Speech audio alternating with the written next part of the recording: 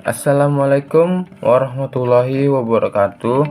Perkenalkan, kami dari kelompok 3. Kami ingin menjabarkan materi tentang keterkaitannya antara Pancasila dengan dunia kedokteran.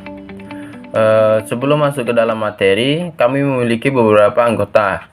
Yang pertama dengan nama Nadia Utami Hutagaul dengan NPM 2108260035. Yang kedua Maduri Yander Putri dengan NPM 2108260046.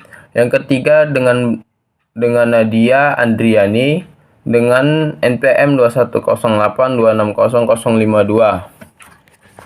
Yang keempat Wianda Fatma Adia dengan NPM 2108260133. Yang kelima dengan bernama Afnizar Segala dengan NPM 2108260258. Yang keenam dengan nama Muhammad Wahid Aziz dengan NPM 2108260258. Yang ketujuh dengan bernama Syafinatun Najah Simajunta dengan NPM 2108260265. Baiklah, itu saja dari anggota saya.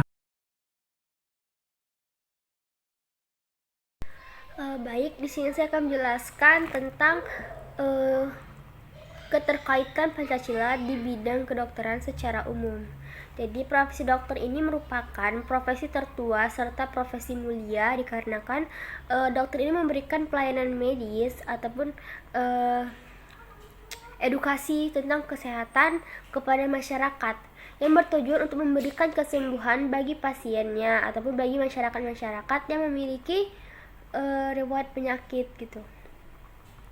Namun dihadapkan dengan permasalahan dokter yang tidak ingin menjadikan kepada masyarakatnya yang tidak mampu secara ekonomi dan sosial gitu. Karena kan kayak nggak semua dokter dia tuh memberikan edukasi ataupun pelayanan medis itu secara dengan hati nurani gitu kan, harus dengan bayaran. Sehingga dalam materi ini secara umum nilai-nilai Pancasila itu sebagai nilai dasar negara Indonesia.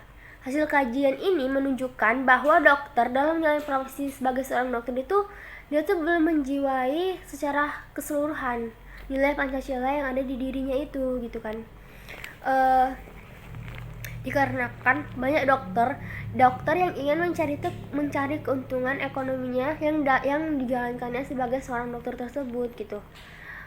Karena dokter ini kayak ada juga dokter yang kayak dia ini mau memegang pasien ini, tetapi dia tuh harus melunaskan dulu administrasinya baru saya mau memegang pasien tersebut gitu. Jadi kayak dia tuh memanfaatkan kondisinya atau memanfaatkan profesinya sebagai seorang dokter yang tidak memberikan pasien ini dengan ikhlas ataupun dengan hati nuraninya gitu kan. Lalu secara nilai Pancasila hanya dijadikan sebagai nilai seremonial saja, kayak dia udah gitu, Pancasila udah aku pelajari jadinya ya udah gitu, nggak usah lagi diterapkan di saat jadi dokter gitu kan. Seharusnya nilai Pancasila ini sebelum jadi seorang dokter itu kan ada yang namanya pendidikan dokter ataupun kayak seperti yang kamu jalani sekarang ini, kuliah gitu kan. Jadi diharuskan dalam pendidikan dokter itu dimasukkan juga tuh kurikulum akademik nilai Pancasila yang bertujuan untuk dokter ini memberikan pelayanan medis ataupun edukasi kesehatan kepada masyarakat dengan dengan hati nurani kita gitu, kayak jangan berharapkan imbalan gitu kan. Kita pun memberikan edukasi ataupun pelayanan medis itu kita juga berpahala karena kita juga bisa menyembuhkan pasien tersebut gitu. Mungkin ini saja yang bisa dapat saya sampaikan tentang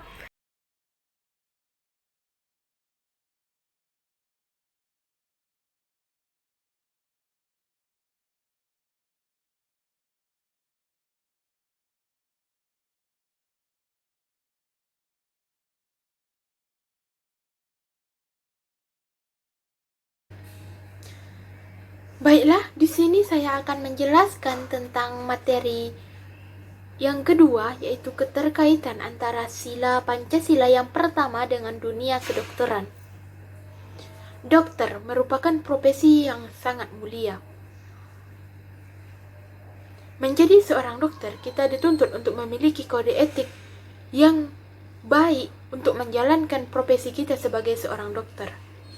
Nilai-nilai ketuhanan yang Maha Esa dalam Pancasila diwajibkan kepada setiap dokter yang dijadikan sebagai petunjuk, aturan, dan tata laksana dalam dunia kedokteran yang telah disepakati oleh Komunitas Kedokteran Indonesia.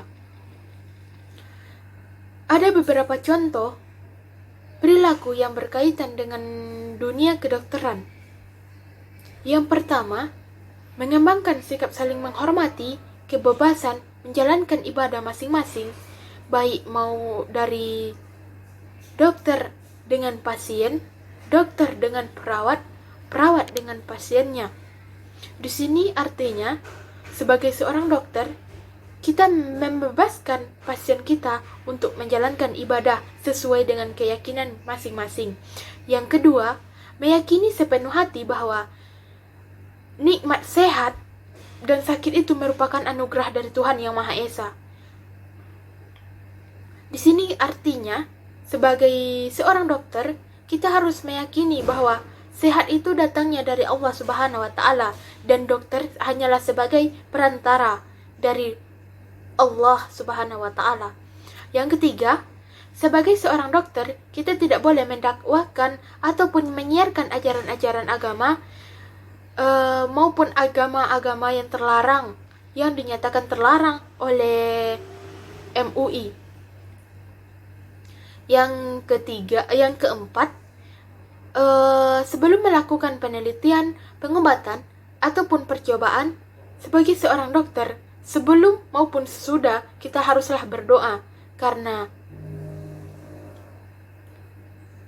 setiap pekerjaan yang dilakukan dengan berdoa, insya Allah, Allah akan memudahkan segalanya. Dan yang terakhir yaitu, kita sebagai seorang dokter tidak boleh memaksakan kehendak kita kepada pasien yang berbeda keyakinan untuk mengikuti ajaran kita.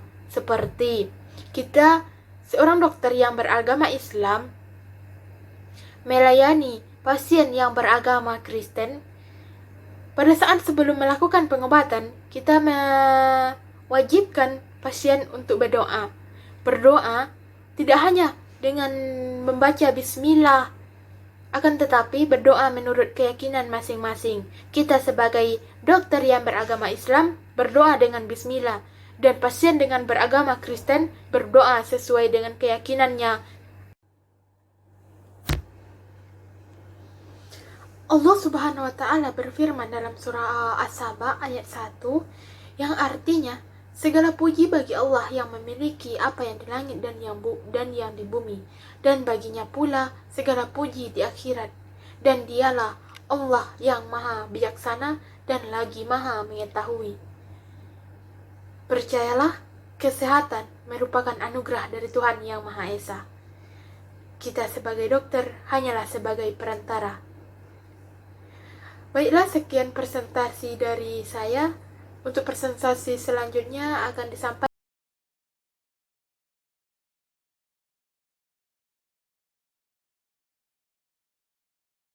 Di sini saya akan mempresentasikan tentang apa saja sih perilaku kedokteran yang terkait dengan sila kedua.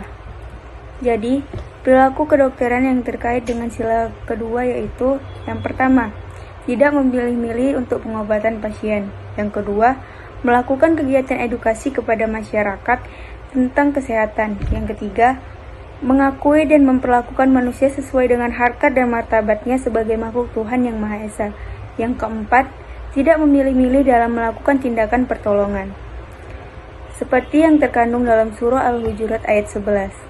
Hai orang-orang yang beriman, janganlah sesuatu kaum mengolok-olokkan kaum lain, karena boleh jadi mereka yang diolok-olok lebih baik dari mereka yang mengolok-olok. Dan janganlah pula wanita mengolok-olok wanita yang lain, karena boleh jadi wanita yang diperolok-olokkan lebih baik dari wanita yang mengolok-olok. Dan janganlah kamu mencela dirimu sendiri, dan janganlah kamu panggil memanggil dengan gelar-gelar yang buruk. Seburuk-buruk panggilan ialah panggilan yang buruk sesudah iman, dan barang siapa yang tidak bertaubat, maka mereka itu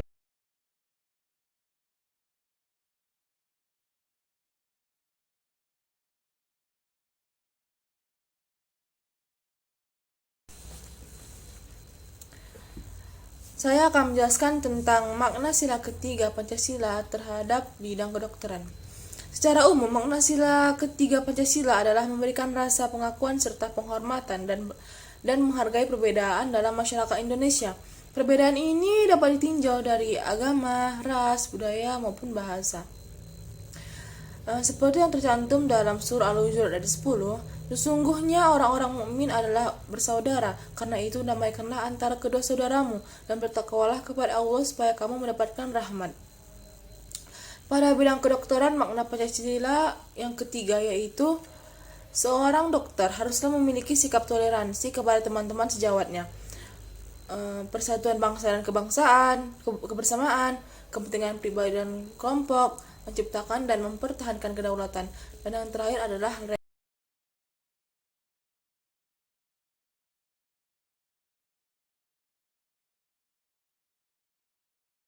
akan menjelaskan makna sila keempat Pancasila dalam bidang kedokteran. Makna sila keempat dari Pancasila adalah sebagian dasar negara Indonesia yang sudah mulai tergeser fungsinya, bahkan yang modern semacam ini. Adapun sila dari Pancasila yang hampir tidak diterapkan lagi dalam masyarakat, bahkan dalam berdemokratisasi. Makna sila keempat Pancasila dalam bidang kedokteran yaitu menjaga privasi pasien, merunding semua masalah bersama pihak-pihak terkait. Sebagai seorang dokter harus mendiskusikan dan meminta persetujuan bersama dari keluarga pasien tentang tindakan apa yang akan dilakukan terhadap pasien, bertanggung jawab atas tindakan yang dilakukan. Makna serta keterkaitannya yaitu mengatur sikap seseorang terhadap dirinya dan terhadap sesama dalam kegiatan kehidupan sehari-hari. Moral mengatur hubungan dengan Di sini saya akan menjelaskan tentang keterkaitan sila kelima dengan kedokteran. Nah, kita tahu bahwa sila kelima itu yang berbunyi keadilan sosial bagi seluruh rakyat Indonesia. Jadi, sebagai dokter harus mengatur sikap dirinya terhadap sesama dalam kehidupan sehari-hari, mengatur hubungan moral dengan sesama, namun berlainan jenis, atau yang menyangkut kehormatan tiap pribadi. Nah, sebagai seorang dokter, kita juga harus bersikap adil kepada pasien maupun keluarga pasien.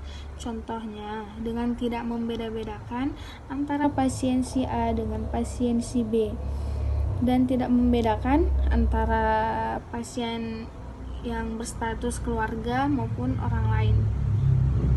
Terima kasih.